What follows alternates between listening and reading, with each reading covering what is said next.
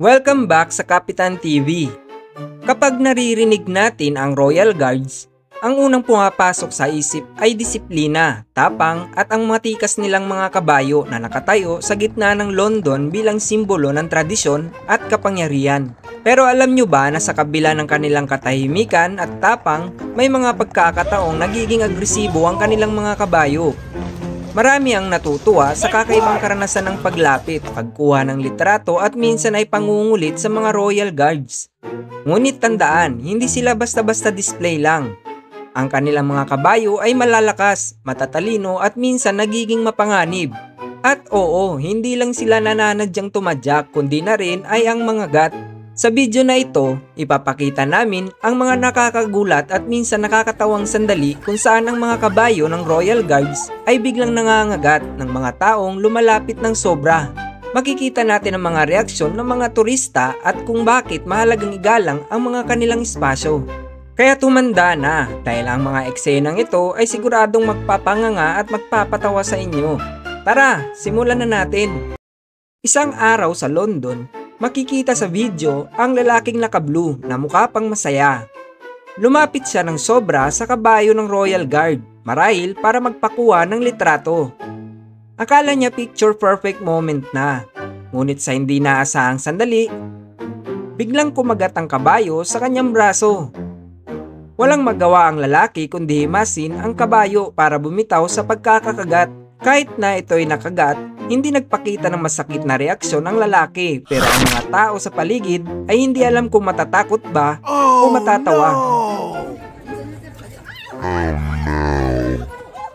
Sa parehong pwesto, isang viral video ng isang babae na nakaitim ang biglang naglakad papalapit sa kabayo ng Royal Guard.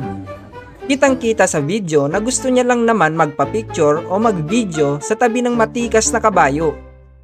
Pero ang hindi niya alam, hindi lahat ng kabayo ay mahilig sa spotlight. Habang nakangiti pa siya sa camera, ay biglang kinagat na lang agad ito ng kabayo. Kalaunan, napaupo sa gitna ng mga tao ang babae habang iniinda ang sakit. Isa na namang turista ang walang kamalay-malay sa mangyayari. Ang isang nakaputing matandang lalaki ang lumapit sa kabayo ng Royal Guard para lang magpa-picture. Habang nakangiti pa siya at handang-handa na ang kanyang pose, bigla na lang siyang kinagat ng kabayo. Napaurong ang matanda at nagulat ang lahat ng tao sa paligid. Tila ba ang kabayo mismo ang ayaw maistorbo sa kanyang trabaho.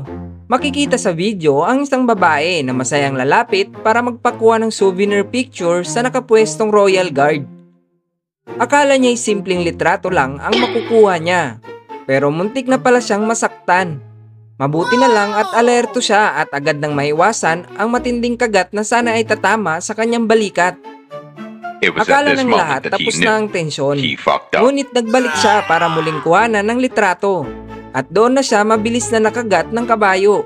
Para bang nagpahiwatig ang kabayo na isang attempt lang, bawal ang second take. Kahit na bawal lumapit sa Royal Guard, hindi nagpatinag ang babaeng ito.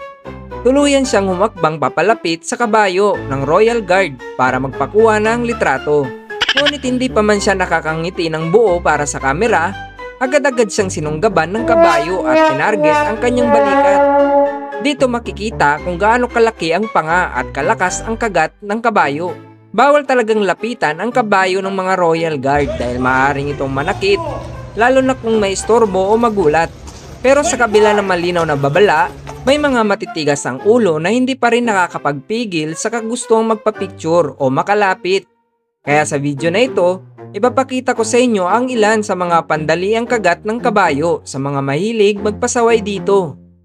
Isang paalala na kahit mukhang tahimik at disiplinado ang mga kabayong ito, hindi sila laruan at may ngipin silang pwedeng sumunggab anumang oras.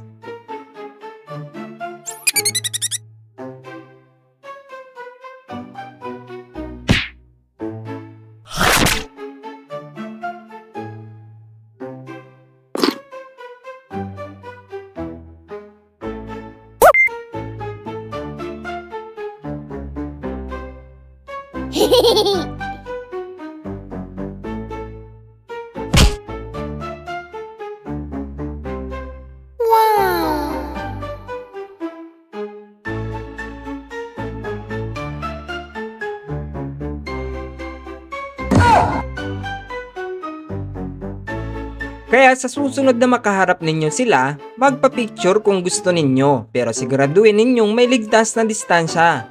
Ito ang tandaan ninyo, mas masarap umuwi na may litrato kaysa may kagat ng kabayo. Maraming salamat sa panonood at kung nagustuhan ninyo ang video na ito, huwag kalimutang mag-like, mag-subscribe at i-share para mas marami pang makaalam sa kakaibang kwento ng Royal Guards.